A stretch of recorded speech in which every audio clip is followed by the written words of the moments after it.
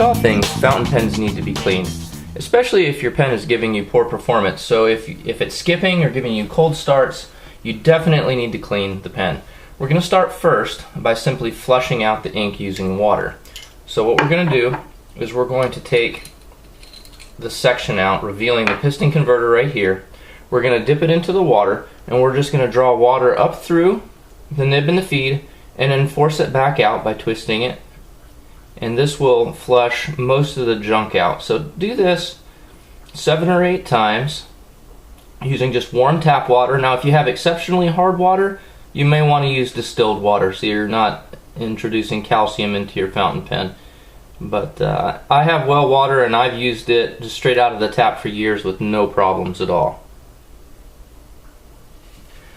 At this point, you may want to try filling it up with ink and writing again. Now if it's still skipping, let's try 1 part ammonia and 2 parts water and do the exact same thing. Just regular household ammonia will do. That makes an excellent nib flush, will dissolve a lot of the stuff without damaging your feed or your nib.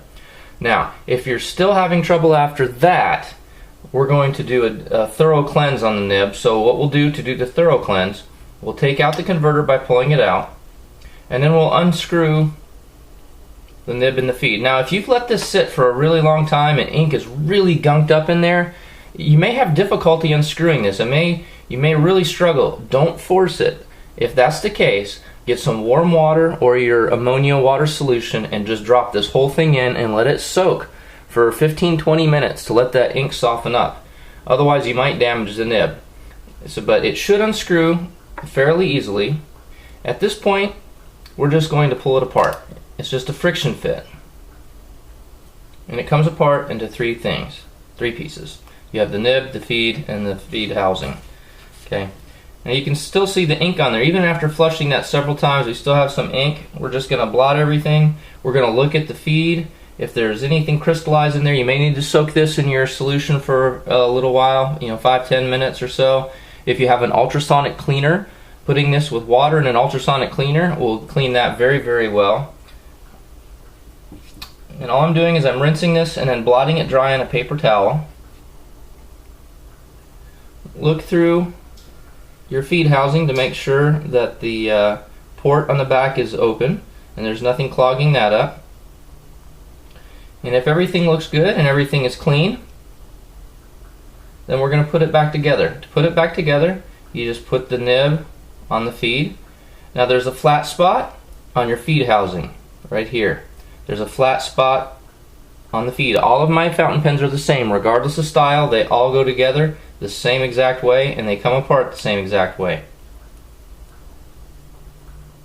And then it just pushes back together. Simple as that. And then we're just going to screw it back into the section. Reattach the converter. We're going to fill it up with ink. I'm using a diamine ink, which is my favorite. I'm sure you have your own favorite type of ink. We're going to fill it up. Going to dry off the extra ink here.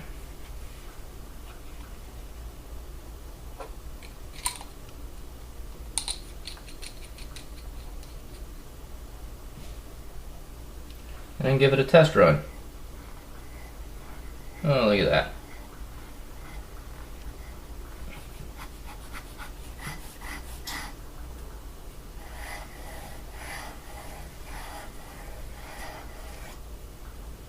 Looks like we have a very clean, smooth writing pen.